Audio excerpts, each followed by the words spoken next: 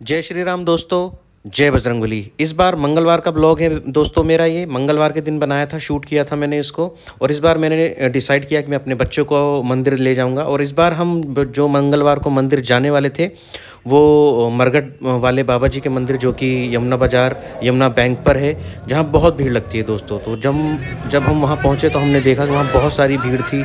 और ऑब्वियसली मंगलवार था तो वहाँ भीड़ होनी ही थी। हम अपनी बारी में अपनी लाइन में लग गए और भगवान का नाम मन में लेते रहे और जयकारे लगाते रहे। बहुत सारे लोगों में उत्साह था, बजरंगबली के नारे लगाए जा रहे थे।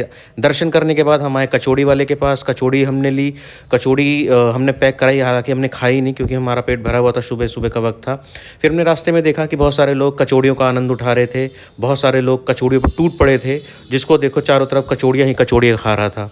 हमने भी पैक कराई थी दोस्तों। और फिर इसके बाद हम चल पड़े अपने कार की ओर। लेकिन हमने रास्ते में देखा बहुत सारी सजावटी सामान बिक रहे थे वहाँ पे। उड़ते हुए बजरंगबली, खिलौने, मिठाइयाँ, मूर्तियाँ बहुत तरह तरह की मिल रही थी दोस्तों।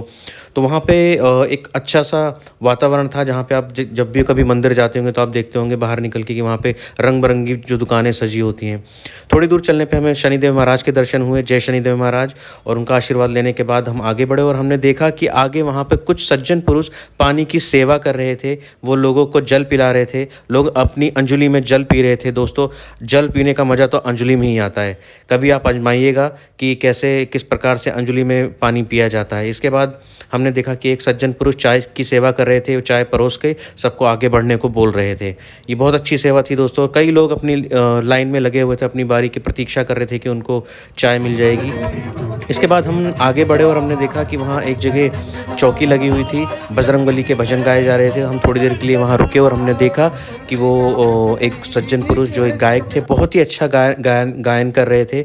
और फिर इसके बाद हमने आगे देखा कि वहाँ पे बहुत बड़े पतीले भगोने में कढ़ी चावल बन रहे थे दोस्तों। तो लेट मी टेल यू कि कढ़ी चावल मेरी कमज़ोरी है। मुझे कढ़ी चावल बहुत ही पसंद है दोस्तों। Literally let me tell you, बहुत ज़्यादा पसंद है मुझे। चाहे सुबह शाम खिलाओ, मैं खाने को तैयार हूँ।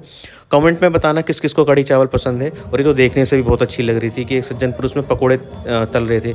और दूसरी तरफ हमने देखा कि एक भगोने में शायद ये दाल रही होगी दोस्तों। मुझे बताइएगा ये दाल है या क्या है। मुझे लगता है दाल थी ये। फिर इसके बाद हम आगे बढ़े। एक चौकी और मिली दोस्तों वहाँ पे भी गायन चल रहा था। और वहाँ पे कुछ बच्चे, कुछ लड़कियाँ भजन गा रही थी, जो कि बहुत ही अच्छा लग रहा था सुनकर। थोड़ी देर के लिए हमारे पाँव वहाँ पे रुक गए।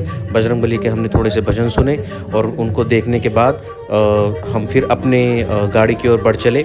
और फिर जब हम गाड़ी की ओर बढ़ चले दोस्तों, तो हमने देखा कि रास्ते में बहुत सारे भिक्षुक थे। आई डोंट नो कौन थे, लेकिन वो गेरुआ वस्त्र में कुछ महिलाएं बैठी हुई थी।